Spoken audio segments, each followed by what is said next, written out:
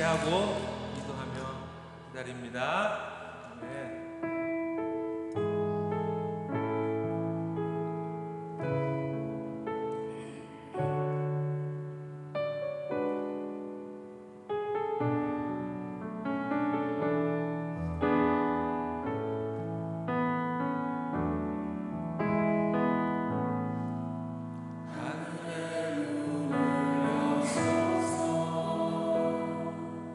이곳을 주목하소서.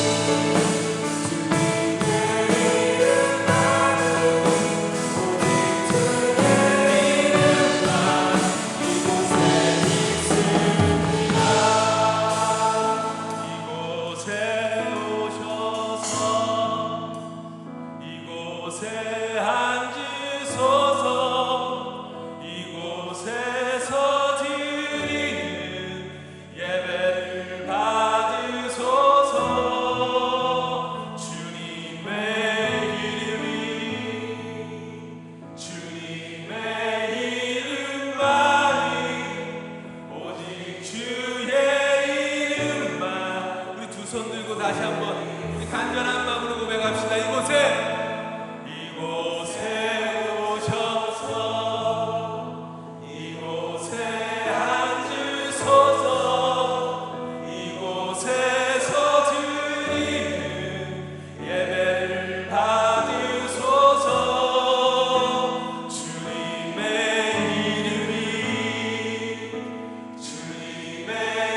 이름만이 오직 주의 이름만 이곳에 있습니다.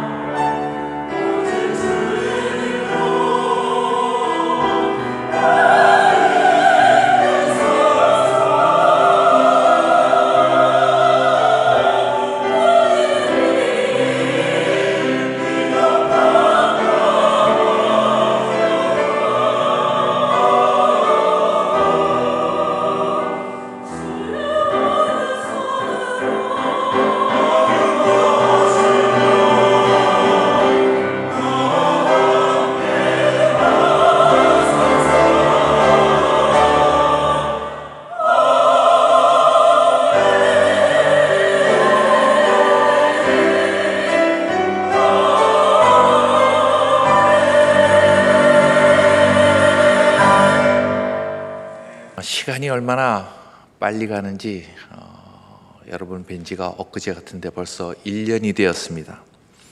사랑하는 교회에 돌아와서 여러분들 뵈니까 정말 반갑고 얼마나 감사한지 모르겠습니다. 이제는 나이가 좀 들어서 그런지 선교에서 지내기가 그렇게 쉽지만은 않습니다. 이전에는 막 일을 하다 힘에 부치기 시작하면 주말이 돼가는구나 이렇게 싶었는데, 요즘은 주중에도 이렇게 힘에 부칠 때가 있습니다. 그럼에도 불구하고 오늘까지 이렇게 무탈하게 사역 잘 감당하고 있는 것, 여러분의 기도와 사랑 덕분으로 알고 감사를 드립니다. 제가 아주 어릴 때 유행하던 이게 트로트가 있습니다. 사랑이 무엇냐고 물으신다면, 이런 노래가 있습니다. 아마 제 나이 또래 되신 분은 다 아실 거예요, 그렇죠? 사랑이 무엇냐고 물으신다면, 그 다음에 어떻게 돼요? 눈물의 씨앗이라고 말하겠어요. 사랑이 기쁨의 씨앗이 되지 못하고 눈물의 씨앗이 되는 이유는 이 잘못된 사랑을 해서 그래요. 옆집 아저씨를 좋아한다든지 이상한 사랑을 하니까 사랑이 눈물의 씨앗이 되는 것입니다. 마찬가지라고, 선교도 마찬가지라고 생각합니다. 선교에 대한 정확한 이해가 없으면, 바울이 다메섹 도상에서 예수님을 만나기 전까지 그리스도인을 핍박한 것처럼 선교도 눈물의 씨앗이 될 수 있다는 것입니다. 선교란 무엇인가? 선교의 정의는 오늘 본문 말씀에 잘 기록되어 있습니다. 너희는 가서 모든 민족으로 제자를 삼아서 아버지와 아들과 성령의 이름으로 세례를 베풀고 내가 너희에게 분부한 모든 것을 가르쳐 지키게 하라. 선교는 첫째, 주님께서 부르시는 곳에 가시는 것입니다. 주님께서 부르신 적이 전혀 없는데 자신의 의지로 선교사가 되었다든지, 주님께서 니느웨로 가라 그랬는데 다시스로 간다든지, 그렇게 한다면 이 눈물의 씨앗을 뿌리는 선교가 될 수도 있다는 것입니다. 이 거듭난 그리스도인이면 누구든지 선교에 쓰임받고 싶은 마음이 있습니다. 저도 어떤 모양으로든지 선교에 쓰임받고 싶은 마음이 있었습니다. 저는 선교사 나가기 전에 패터슨에서 하드웨어 가게를 하고 있었습니다. 가게를 월요일부터 토요일까지 여니까 가게 문을 닫고 2주간 단기 선교 가는 것도 이렇게 쉽지가 않았어요. 좀 부담이 되었습니다. 그래서 어떻게 하면 자유롭게 선교를 좀 다닐 수 있을까 생각하다가, 시간에 얽매이지 않는 그런 좀 기술자가 돼서 좀 자유롭게 선교를 다니고 싶다, 그런 생각이 들었어요. 그래서 일렉트리션 라이선스를 어떻게 하면 좀 받을 수 있나 알아봤더니, 라이선스를 받으려면 라이선스가 있는 사람이 돼서 5년을 일해야 시험 칠 자격이 주어지더라고요. 그래서 이거 안 되겠구나. 그래서 플러밍 쪽을 알아봤어요. 이 플러밍도 마찬가지예요. 그래서 마지막으로 알아본 것이 리프리지레이션, 냉동 라이선스를 한번 알아봤더니, 그거는 국가에서 실시하는 시험에만 붙으면 라이선스를 주더라고요. 그래서 결단을 하고 패터슨 커뮤니티 칼리지 나이트 클래스를 이제 등록을 하고 공부를 하기 시작했습니다. 한 7개월쯤 이제 공부하는데 한 달 후에 국가 시험이 있다는 공고가 났어요. 그래서 이제 책이 한 이만큼 두꺼웠습니다. 그래서 집에서 한 달 동안 배우지 않은 나머지 부분을 혼자 독학해서 시험을 봤는데 합격을 했어요. 이 냉동 리프리제이션 라이선스가 가정용, 그 다음에 커머셜, 인더스트리얼 1급, 2급, 3급이 있고 다 취급할 수 있는 유니버설 라이선스가 있는데, 유니버설 라이선스를 받게 됐습니다. 그래서 이게 하나님의 뜻이구나. 그럼 지금부터 비즈니스를 정리하고 좀 필드 경험 쌓은 다음에 1년에 10달을 열심히 일해서 돈을 벌고 한 2달은 그 번 돈 갖고 선교를 좀 마음껏 다녔으면 좋겠다, 그런 마음이 있었습니다. 그러던 중에 저의 아내가 먼저 콜링을 받았습니다. 1999년 1월 달에 장동찬 원로 목사님께서 배단이 21세기 비전에 선포하시던 중에 넷째 주 최상의 지상명령 수행 비전 선포하실 때 집사람이 콜링을 받았어요. 콜링을 받고 잠잠히 있다가 한 3개월쯤 지나서 새벽 예배 마치고 집으로 돌아오는데 차 안에서 저에게 물었습니다. 여보, 우리 아이들 다 키워서 대학 보내고 둘만 남으면 우리 평신도 선교사로 헌신하면 어떻겠는가? 그래서 제가 그랬어요. 선교사 아무나 가냐? 딱 잘라버렸어요. 그리고 나서 그 다음 달 4월 달이 되는데 다락방 기도의 시간에 기도를 하면서 선교에 대해서 기도를 하기 시작했습니다. 하나님, 제 마음 아시지요?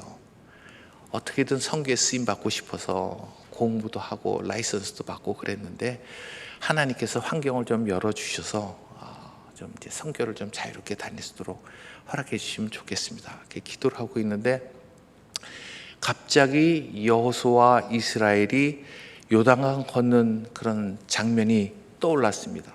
떠올렸으면서 성령님께서 저에게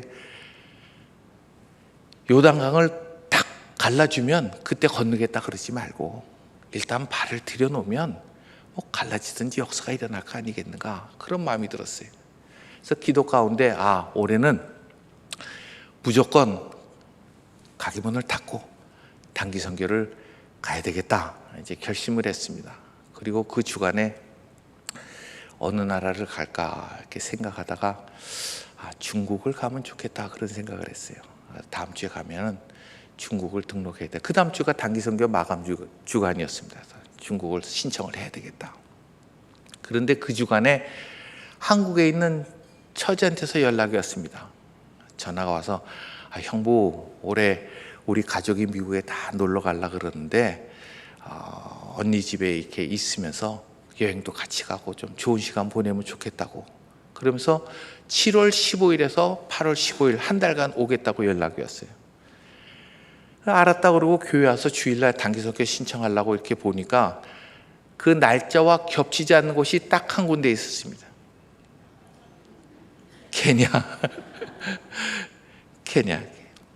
7월 2일 날 갔다 14일 날 돌아왔어요. 그래서 이제 케냐를 가게 되었습니다.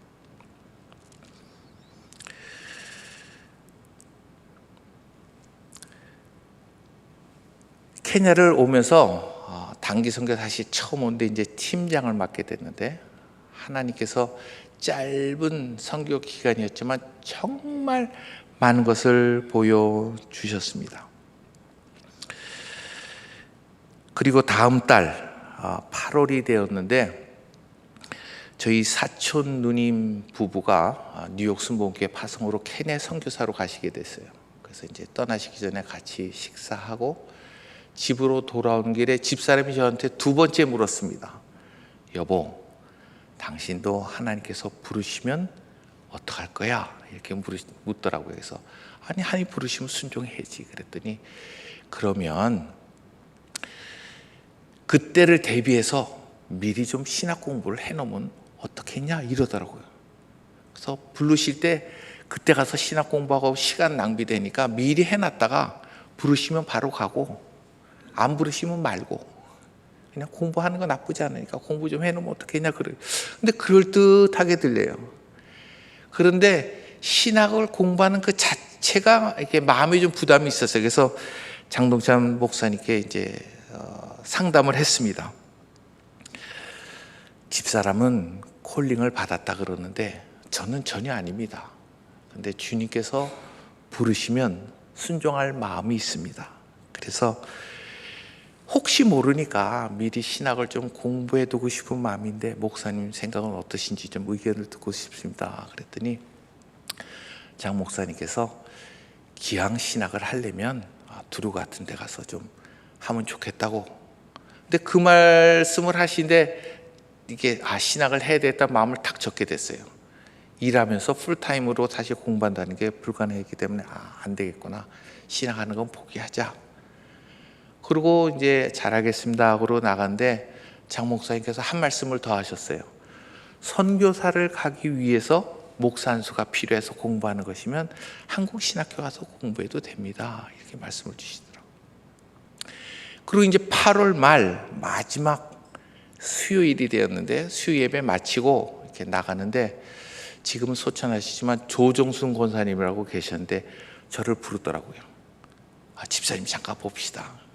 왜요? 그랬더니 집사님은 이 길을 가실 분이었는데 왜 세상에서 시간을 낭비하고 계십니까? 그러는 거예요. 저한테 다짜고짜로. 그래서 그게 무슨 말씀이세요? 그랬더니 자기가 보기에는 선교사님은 콜링이 있는데 왜 세상에서 시간을 낭비하냐? 그러시면서 본인이 지금 신학교를 다니고 있는데 그 다니는 신학교에 제 한 학기 등록금을 내놓으셨다는 거예요. 저 대신해서. 그러니까 한 학기 다녀보고 그 다음에 좋으면 계속해서 다니고 아니면 말라고. 그래서 뜻하지 않게 계획도 없이 9월부터 신학교를 다니기 시작했습니다. 낮에는 일하고 저녁에 조지 워싱턴 브리지를 건너서 뉴욕에 이제 다니기 시작했어요.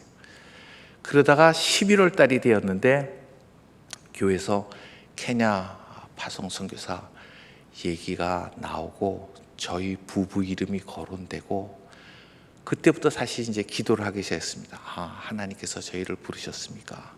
기도 가운데 확신을 하고 주님의 부르심을 확신을 하고 케냐의 선교사로 헌신을 하게 되었습니다. 제가 오늘 이 말씀을 21년 만에 자세하게 처음부터 이렇게 드리는 이유는 이 케냐 이슬람 지역에 이 선교가 우연히 시작되지 않았다는 것입니다. 주님께서 계획하시고 주님의 부르심을 따라서 시작이 된 것입니다. 미주에 많은 교회가 있지만 주님께서 이 케냐 이슬람 선교를 위해서 베다니 교회를 택하시고 또 저를 보내셔서 지금까지 그 일을 이루신 것입니다. 저희가 무엇을 했다고 자랑할 수 없는 것이 저희는 한 번도 뭐 큰 교회 목회를 하겠다든지 뭐 명문 학교를 만들겠다든지 이런 계획을 가지고 사역을 한 적이 한 번도 없습니다. 주님께서 부르심을 따라서 또 주시는 비전을 따라서 순종하다 보니까 오늘에 이르게 되었습니다. 케냐 이슬람 선교를 향한 하나님의 부르심은 저나 여러분이나 동일하다고 생각합니다. 저희는 케냐에서 몸으로 또 그리고 여러분이 이곳에서 기도와 물질로 하나님의 부르심에 순종했기 때문에 오늘날 아름다운 선교센터가 세워진 줄로 믿습니다. 선교는 첫째, 주님께서 부르신 곳에 가시는 것이고 둘째는 제자 삼는 것입니다. 너희는 가서 모든 민족으로 제자를 삼아라. 예수님께서 말씀하셨습니다. 이 선교사가 따라야 할 선교의 모델이 있다면 그분은 바로 예수님이십니다. 예수님께서 하늘 보좌를 버리시고 이 땅에 선교사로 오셨습니다. 그리고 예수님의 사역을 한 가지로 요약한다면 제자 양성입니다. 늘 수많은 사람들이 따라다녔지만 대형교회를 하신 적이 한 번도 없습니다. 훈련받고 성령 받은 제자들로 세상을 바꾸셨습니다. 오늘도 이 선교의 원리는 동일하다고 생각합니다. 선교지에 있다 보니까 일을 훌륭하게 잘하신 선교사님들 많아요. 근데 선교지를 떠나기 전에 제자 양성을 해놓지 않고 떠나면 그 떠난 후에 선교지가 금방 이렇게 무너진 것을 보았습니다. 저희도 케냐로 파송받을 때 하나님께서 제자의 양성에 대한 비전을 주시고 또 그 길로 인도하셨습니다. 케냐에 도착해서 한 첫 3개월은 스와힐리 언어 훈련을 했어요. 스와힐리 언어 훈련을 하는데 마칠 때쯤 돼서 우연히 한 선교사님을 만났습니다. 그분은 트리니티에서 PhD 하시고 또 케냐에 오셔가지고 신학교에서 이제 티칭 사역을 하시던 선교사님인데 그 선교사님이 저한테 물으셨어요. 여기 오신 지 얼마나 되세요? 3개월 돼갑니다. 앞으로 뭐 하시려고 그러세요?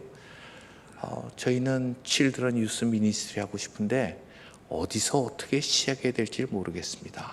그랬더니 그분이 아이 선교사님 같은 분이 무슨 걱정이냐고. 그래서 그게 무슨 소리예요? 그랬더니 선교사님은 이민생활 해보셨잖아요. 생소한 미국에서 다 몸으로 부딪히면서 이민생활 이렇게 성공하셨잖아요. 케냐 선교도 마찬가지예요.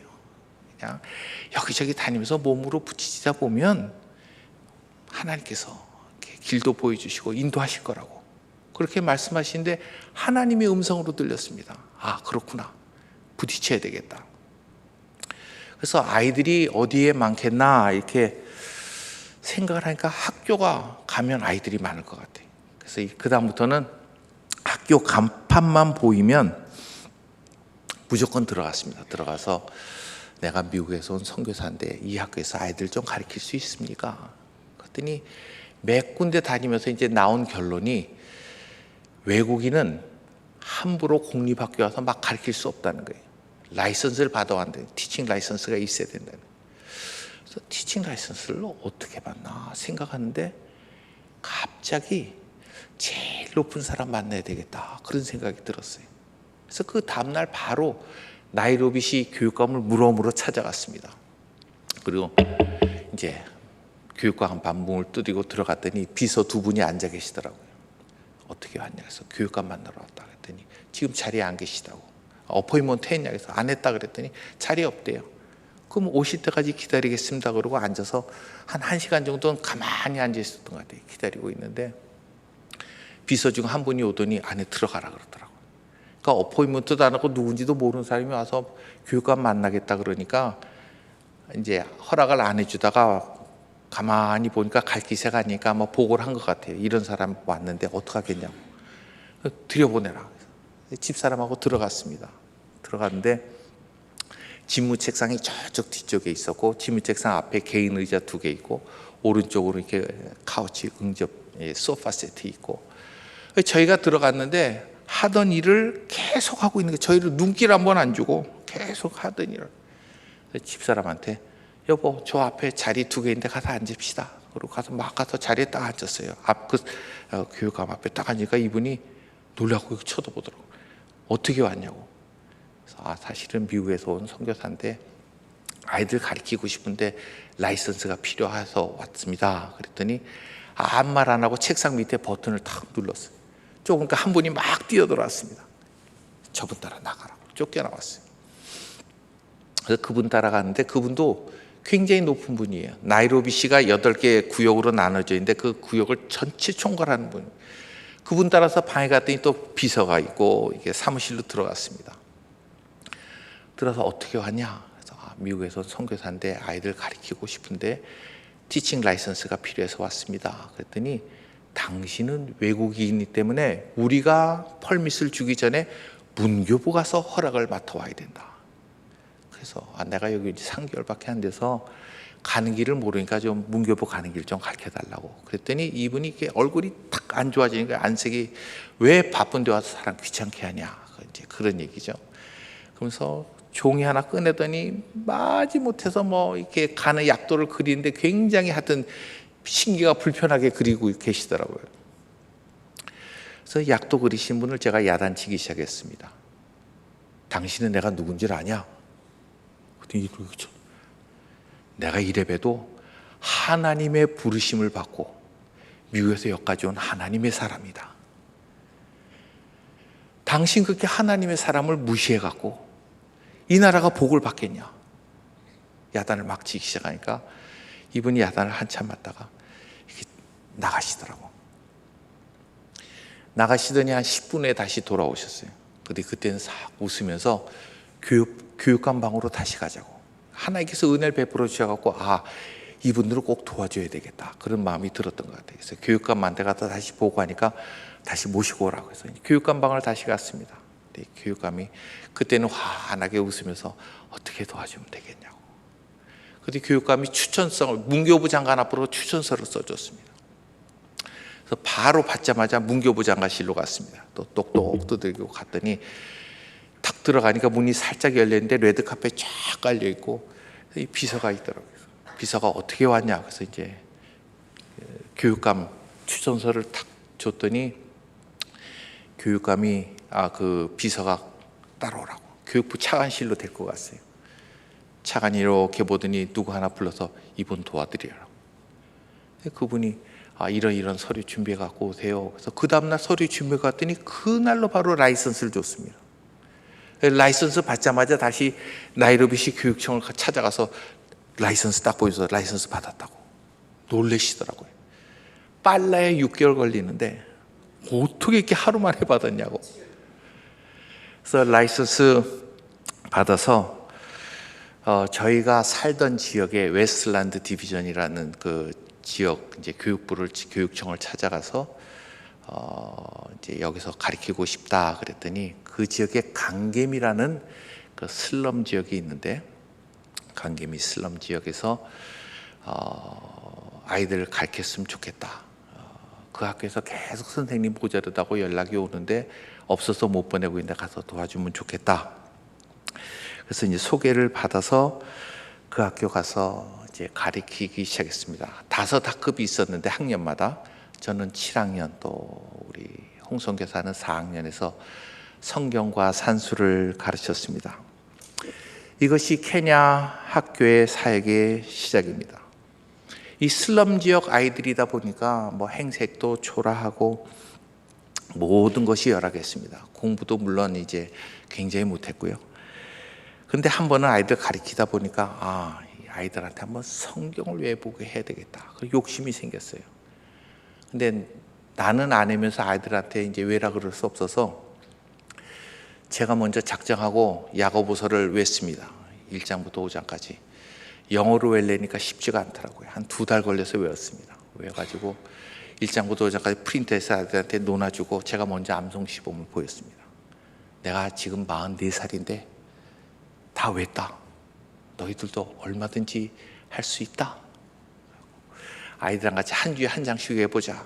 이제 한 장 외우고 모든 아이들 떨어져 나고 계속 5주 만에 한 20여 명이 외웠습니다. 그래서 2003년도에 처음으로 이제 우리 배다님께서 단기 팀이 왔을 때 그 앞에서 암송 시범하고 그때 우리 오시안 권사님 계셨는데 오셔서 암송 시범하고 아이들에게 성경책 주고 했습니다. 그걸 이제 아이들이 한번 보니까 전교생 앞에 나와서 암송하고 선물도 받고 하니까 그 다음 학년부터는 굉장히 쉽더라고요. 많은 아이들이 외우는 것을 보았습니다.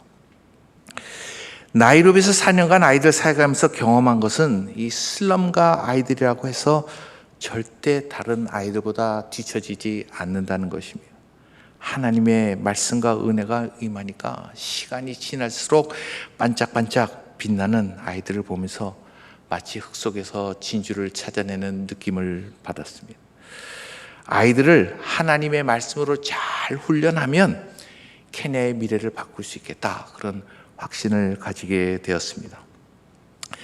다시 처음으로 잠깐 돌아가겠습니다. 2001년도에 케냐에 선교사로 나간 지 얼마 되지 않아서 저녁 때 뉴스를 보고 있는데 뉴스에 아가칸이라 그러는 이맘이 소개가 되는 것을 볼 수 있었습니다. 이 구글에서 아가칸 치면 금방 나옵니다. 세계적으로도 큰 거부이고 케냐의 신문사, 방송사, 은행, 병원 다 가지고 있습니다.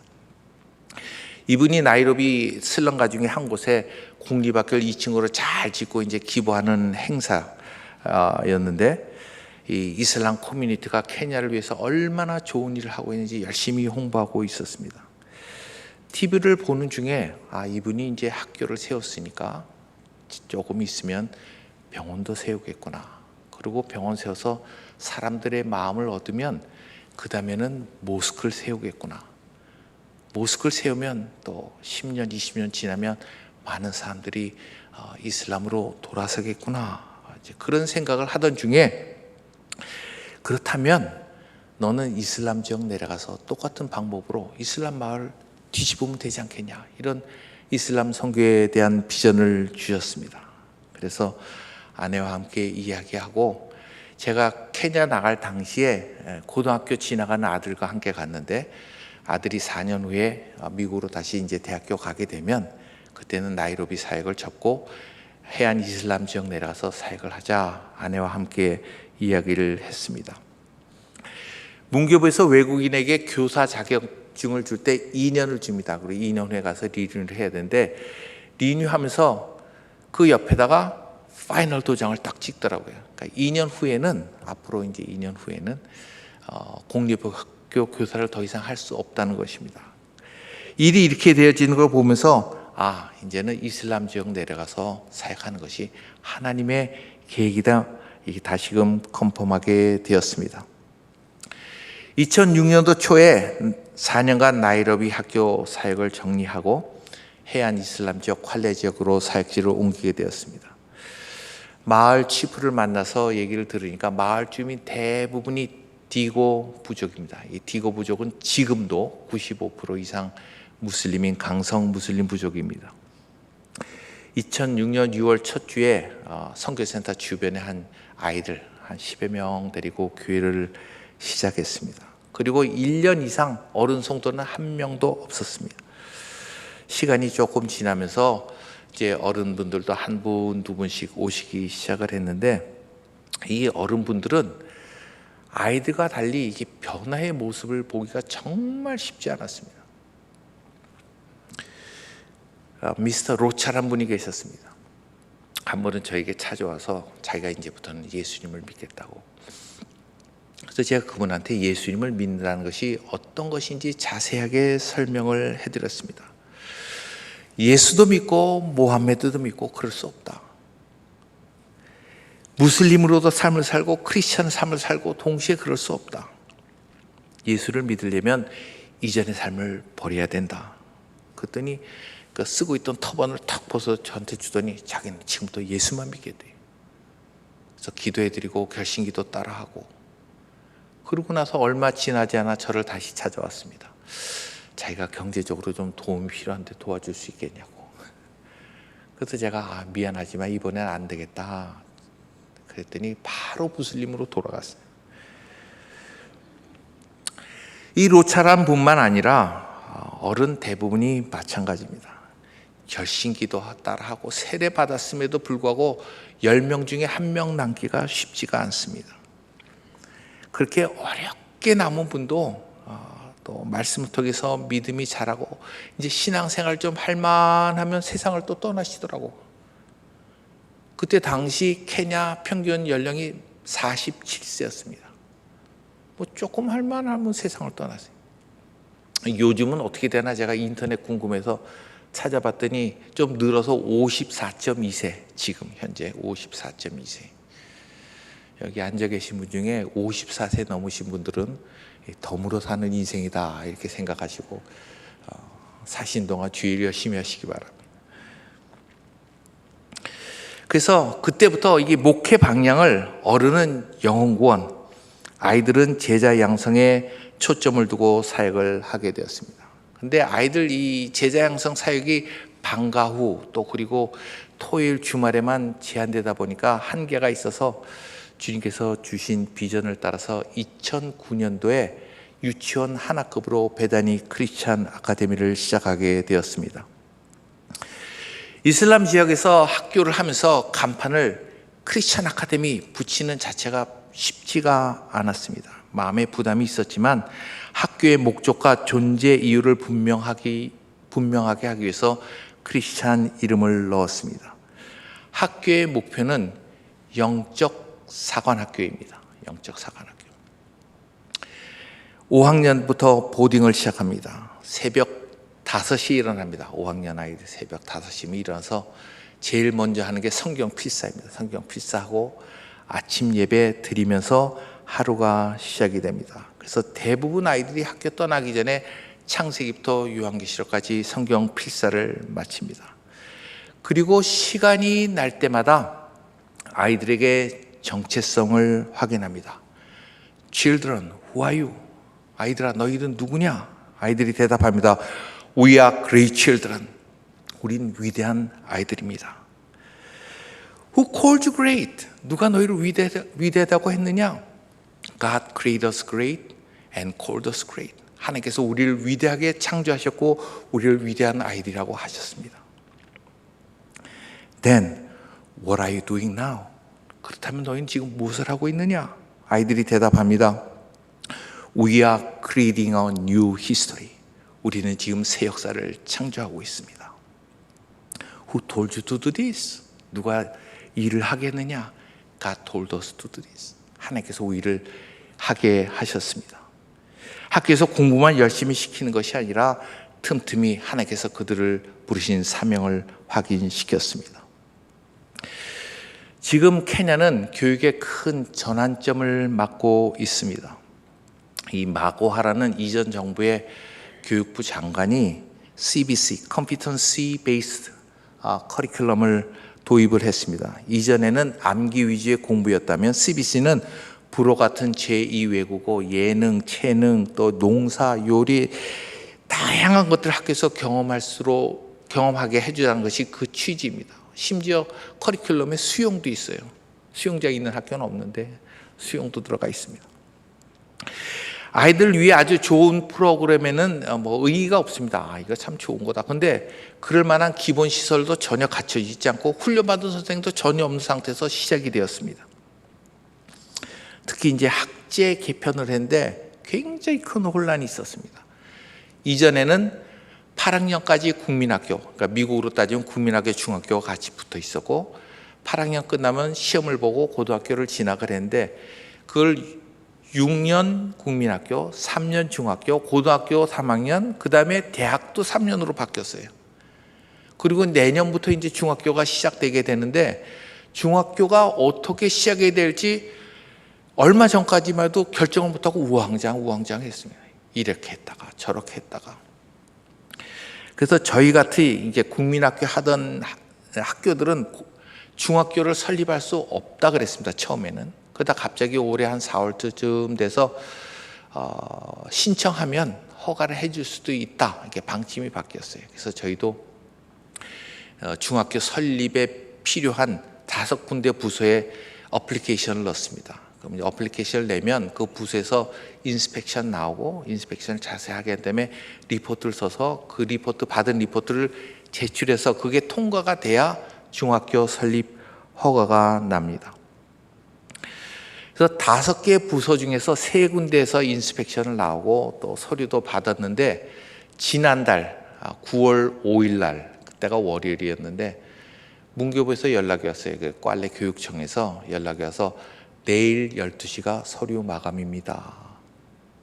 2군데는 아직 인스펙션 나오지도 않았는데 그래서 그럼 내일 12시까지 서류 제출을 못하면 어떻게 됩니까? 그랬더니 그럼 중학교 내년에 못합니다.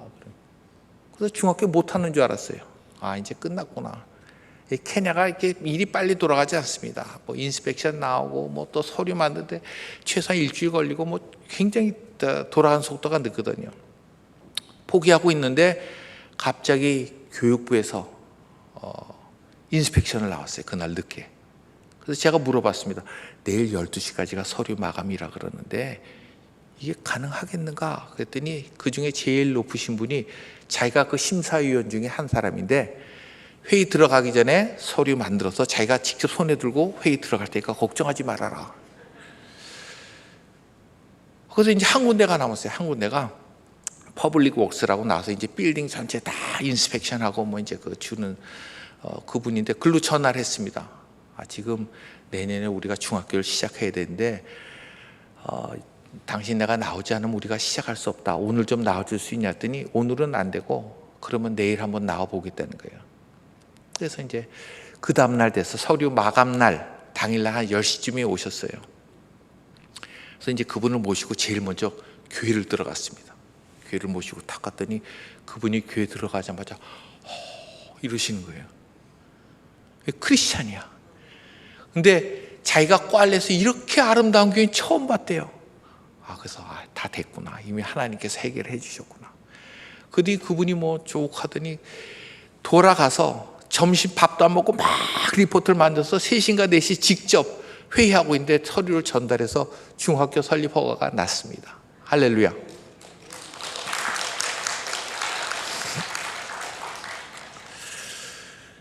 제자 양성 비전을 주시고 또 베다니 크리스찬 아카데미를 허락하신 하나님께서 또 주님 베다니 크리스찬 주니어 세컨더리 또 시작하게 해주셨는데 때가 되면 또 고등학교도 허락하실 줄로 믿습니다. 저희가 케냐 가서 학교 사역하면서 이렇게 좀 오해도 많이 있었습니다. 어떤 분은 저한테 대놓고 그렇게 말씀하신 분도 계셨어요. 선교사님, 그 아이들하고 노는 게 선교입니까? 뭐 그러신 분도 계셨어요. 그런데 하나님께서 저희가 가고 있는 선교의 방향이 맞다는 것을 국가에서 실시하는 시험으로 확인을 시켜 주셨습니다. 여러분도 아시는 대로 국가에서 실시하는 시험이 있는데 매년 있는데 32,430개, 37개 학교 중에서 2등을 했어요. 3,000개 중에서 2등한 게 아니고 32,000개 중에서 2등했어요. 놀라운 일입니다. 그 후에도 한 번도 탑10을 놓쳐본 적이 없어요. 베다니 크리스천 아카데미를 통해서 주님께서 주신 차세대 지도자 양성의 비전이 이루어져 가고 있는 것을 보게 됩니다. 지난 20년간 여러분의 기도와 헌신 그리고 사랑을 통해서 복음의 씨앗이 케냐 아프리카의 이슬람 땅에 뿌려졌습니다. 그리고 주님의 은혜로 베다니 미션 철치와 또 베다니 크리스천 아카데미를 통해서 제자 양성이 지금도 지속적으로 이루어지고 있습니다. 저와 아내가 늘 하는 얘기가 있습니다. 지금까지 우리가 한 사역은 앞으로의 진짜 사역을 위한 기초를 닦은 것이다. 진짜 사역은 이제 앞으로의 사역이 진짜 사역이다. 그 일을 위해서 주님께서 우리 백승인 담임 목사님 우리 교회 보내주신 줄로 믿습니다. 목사님을 중심으로 해서 우리 모두가 한 마음이 되어서 나가서 제자 삼는 이 선교사에게 쓰임받는 우리 주님의 사랑받는 베다니 교회 또 저와 여러분 되시기를 주님의 이름으로 축원합니다. 기도하겠습니다. 가서 모든 민족으로 제자를 삼으라고 저에게 선교의 도전을 주심을 감사합니다. 지금까지 주님께서 사랑하시는 베다니 교회를 통해서 케냐 이슬람 선교지에 놀라운 일을 행하심을 감사를 드립니다. 또 그리고 앞으로 다가오는 날 가운데 더 많은 역사를 이루실 줄로 믿고 감사를 드립니다. 사랑하는 우리 베다니 교회 지속적으로 이 선교에 쓰임받게 하시고 특별히 이 자리에 모이신 우리 성도님 한 분 한 분 이 세상을 살아갈 때 선교사로서의 사명을 가지고 삶으로 말미암아 이 마지막 때 주님의 기쁨이 되는 모든 성도들 되게 하시고 또 저희 베다니 교회가 될 수 있도록 주님께서 은혜 외 은혜를 더하여 주시옵소서. 모든 것 감사드렸고 예수님 이름으로 기도드립니다. 아멘.